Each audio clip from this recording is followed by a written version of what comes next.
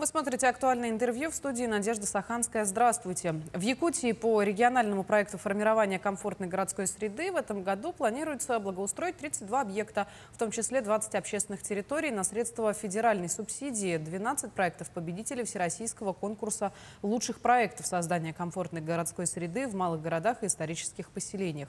Как меняется облик Якутска и малых городов региона, поговорим сегодня с гостьей студии Любовью Попок, руководителем управления архитектуры и градостроительства при главе республики. Любовь Александровна, здравствуйте. Здравствуйте. Ну, благодаря разработке мастер-плана прям видно, что Якутск очень даже преобразился. Расскажите о работе в этом направлении, почему же так важно заниматься мастер-планированием и делать отдельную статью по дизайн-коду города? Ну, мастер-план уже, как всем известно, такой комплексный стратегический пространственный документ, который включает в себя ключевые проекты, планы реализации и, конечно же, механизмы реализации и пространственное уже понимание, как будет выглядеть город. И я считаю, что мастер-план — это как один из доступных для населения документов. Не будем там, конечно, углубляться в какие-то экономические части, которые как раз и показывают, как реализовывать, но для людей он доступен, потому что он, как и комфортная городская среда, применяет инструмент соучастия.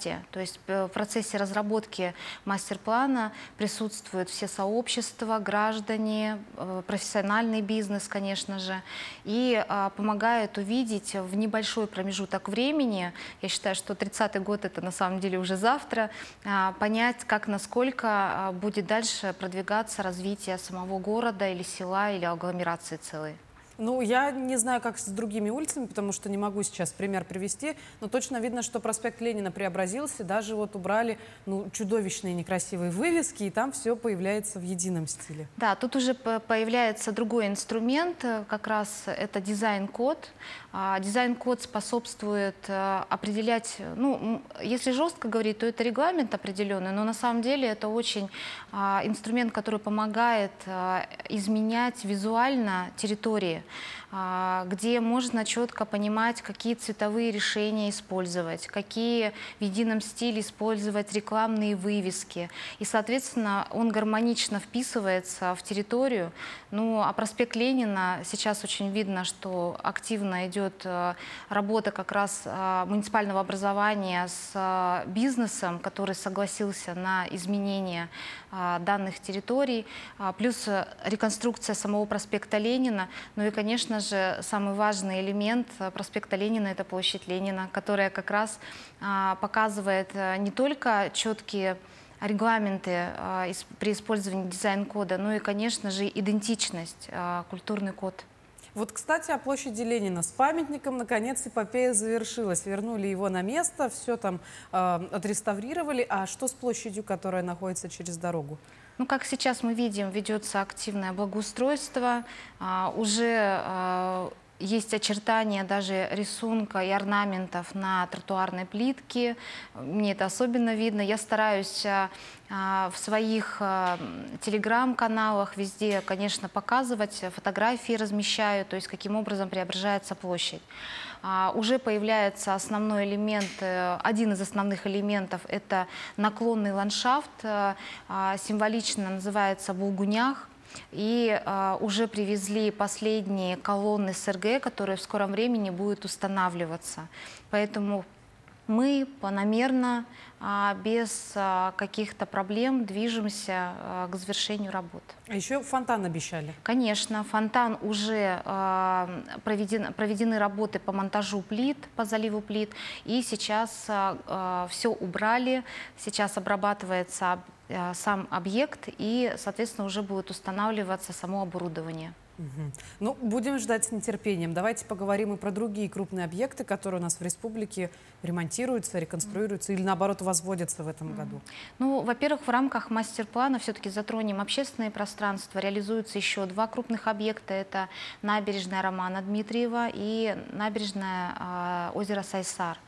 Они также в этом году завершаются. Например, уже по набережной озера Сайсар мы уже видим определенные участки возле, например, Триумфа. Да? Появляются покрытия интересные с особенными рисунками. Кстати, здесь тоже применяется дизайн-код, то есть у общественных пространств есть свой брейдинг, и, соответственно, это будет виден в элементах. И сейчас работы там ведутся на территории сквера Матери. И, конечно же, набережная Романа Дмитриева. Я думаю, что он был для всех открыт, потому что набережную частично все-таки открыли и люди пользовались. Там тоже ведутся работы. Также применяется свой брейдинг, где уже в элементах, в самой плитке, в мощениях будет виден.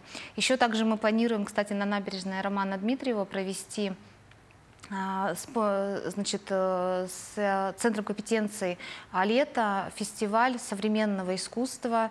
Сейчас прошел конкурс на архитектурный дизайн как раз мурала на стенах возле данного объекта. И в этом году художники приступят к работе. Ой, здорово как. Ну, вообще там, на самом деле, пользуясь случаем, скажу, что не хватает пока еще лавочек для того, чтобы посидеть и посмотреть на вид. Но в целом... Все еще впереди. Все еще впереди. А вот вручение архитектурной премии ЭйГе состоится в конце года. Уже подают работы на конкурс или прием заявок завершен? Заявочная кампания у нас завершена. Мы как раз отобрали шорт-лист, который объявили. Пользуясь случаем, хочу поздравить всех строителей, проектировщиков, Министерства строительства и вообще всю строительную отрасль с праздником Дня строителя, который буквально вот на прошлой неделе прошел. Минстрой организовал Стройфест, и мы на Стройфесте объявили шорт-лист. Заявок было 271 заявка. Это очень достаточно большое количество. Максимальное количество было, конечно, в социальных объектах. На сегодня отобрано 107 заявок по 10 номинациям. В каждой где-то по 10, по 12 участников. Это уже победители, мы считаем, потому что из такого большого количества отобраны именно лучшие из лучших. И уже к концу этого года будут определены прям победители и гран-при, конечно же. А вот объекты, которые вошли в шорт-лист конкурса ЭйГе, они как-то связаны с программой по формированию комфортной городской среды? Несомненно. Например, одна из номинаций – это общественные пространства и дворовые территории. Конечно, несомненно, масштабные проекты, как площадь Ленина, набережная Сайсары, Романа Дмитриева набережная, они все вошли туда. Также региональный проект формирования комфортной городской среды, участники, все районы участвуют. У нас вообще районы очень активные, это видно и по всероссийскому конкурсу. Буквально вот недавно мы подали заявку уже на следующий этап, на 2025 год, на всероссийский конкурс «Малые города, исторические поселения», 11 заявок. Какие объекты там были представлены? Конечно же, это и набережные, это скверы, то есть это в целом общественные пространства, которые у нас уже реализуются не первый год и радуют глаз населения. Также дворовые территории участвуют, у нас очень много хороших показателей. Это реализованные все проекты. Например, есть дворовая территория в городе Мирном. Очень хорошая такая практика, когда не только обустраивают значит, детские площадки спортивные, но и активно занимаются озеленением. Но конкурс-то проходит уже далеко не первый год. На ваш взгляд, какие города прям максимально преобразились благодаря такой программе? Ну, конечно же, это город Якутск, потому что все-таки мы будем говорить, что это лидер строительства. Номинации 10, я уже говорила, там и жилищное строительство, и в рамках переселения. И есть, конечно же, по дизайн-коду, то есть среда обязательно участвует. Это муралы, вообще применение самих дизайн-кодов. У нас, кстати, дизайн-код применяется не только в городе Якутске. В рамках мастер-плана разрабатываются дизайн-коды всех поселений, потому что мы хотим отразить идентичность наших населенных пунктов. Например, в городе Алекминске недавно применяли дизайн-код в пассажирских автобусах. То есть некоторые муниципальные образования используют дизайн-код в рамках малых архитектурных форм, элементы. То есть это села. То есть, понимаете, у нас развитие идет не только городов, но и сел. Ну а то, что масштабное строительство идет в городе городе жилищного строительства и социальных объектов.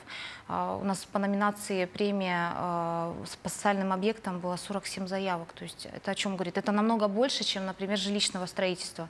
Это говорит о том, что поднимается уровень строительства комфортности наших социальных объектов.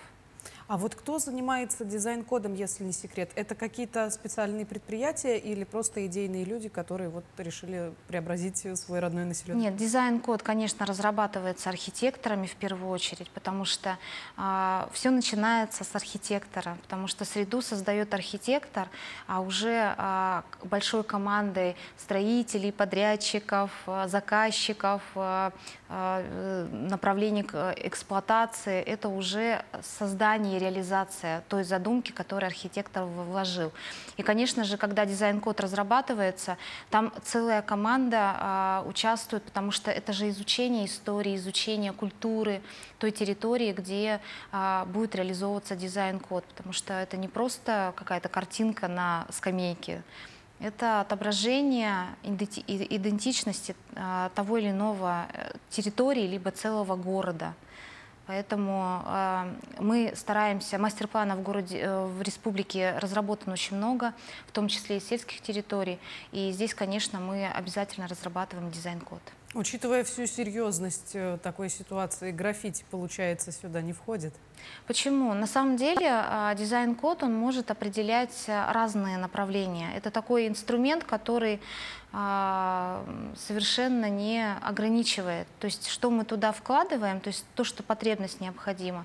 Ну, а сами муралы, которые сейчас реализуются уже не только в городе Якутске, эта реализация идет и в арктических территориях. Например, один из муралов, который был сделан, нарисован в Тикси, или в Махсоголохе, в поселке тоже мурал.